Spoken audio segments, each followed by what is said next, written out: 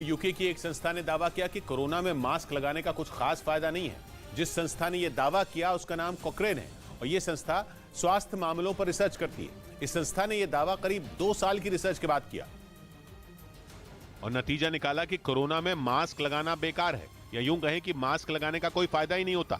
जबकि मास्क को कोरोना से बचने का सबसे अचूक उपाय माना जा रहा था। लेकिन यूके की संस्था कोक्रेन की रिसर्च ने तो तहलका ही मचा दिया, क्योंकि रिसर्च के बाद संस्था ने दावा किया कि मास्क लगाने से कोरोना इन्फेक्शन नहीं रुकता। यही नहीं, ये दावा भी किया गया कि सर्जिकल मास्क और N95 मास्क में कुछ खास अंतर नहीं होता और डॉक्टर या नर्स भी दोनों में कोई फर्क नहीं मानते।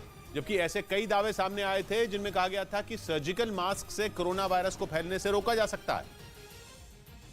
लेकिन इस नई रिसर्च ने तो सारी कहानी ही पलट कर रख दी। जिस मास्क को लोग अपना सुरक्षा कवच और कोरोना से बचने का सबसे बड़ा हथियार मानते थे, उसी पर सवाल उठ गए। कोक्रेन ने यह रिसर्च अलग अलग देशों में करीब 6 लाख लोगों पर की और कहा कि कोरोना के दौरान पूरी दुनिया पर मास्क को थोपा गया, जो गलत था, क्योंकि केवल मास्क पहनकर कोरोना को नहीं रोका जा सकता। हालांकि रिसर्च के आखिरी पॉइंट में यह भी लिखा गया कि मास्क के रोल को सिरे से नकारना गलत होगा, लेकिन यह जरूर कहा जा सकता है कि कोरोना से लड़ने के लिए केवल मास्क के भरोसे बैठे रहना ठीक नहीं, क्योंकि मास्क लगाने के बावजूद कोरोना फैला और अब भी कई देशों में महामारी का यह वायरस लोगों का दम घोट रहा है। इस बीच गोपनीय दस्तावेजों के मामले में अमेरिकी राष्ट्रपति जो बाइडेन के खिलाफ जांच तेज हो गई। इस बार FBI ने डेलावेयर यूनिवर्सिटी की तलाशी ली, जबकि इससे पहले डेलावेयर में बाइडेन के घर की तलाशी हो चुकी है।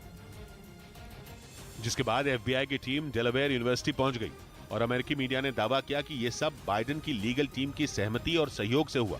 इससे पहले पिछले महीने की 20 तारीख को जो बाइडेन के डेलावेयर वाले घर पर छापा पड़ चुका है और 13 घंटे तक चली कार्रवाई में FBI को 6 गोपनीय दस्तावेज मिले थे। जिस समय बाइडेन के घर की तलाशी ली गई, वहां न जो बाइडेन थे और न ही उनकी पत्नी।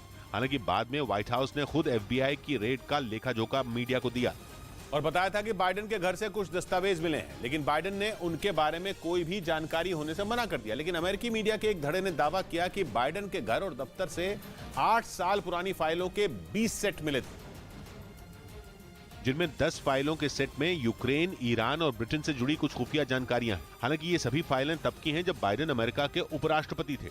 यानी FBI बाइडेन के अतीत के राज खंगाल रहा है, क्योंकि गोपनीय दस्तावेजों के मामले में ट्रंप पर पहले ही सवाल खड़े हो चुके हैं। 2022 में उनके घर और दफ्तर पर भी छापे पड़े थे और अब बाइडेन का घर, दफ्तर और दूसरी कई जगह खंगाली जा रही हैं। यानी इस मामले में ट्रंप और बाइडेन दोनों एक ही थाली के बैंगन हैं।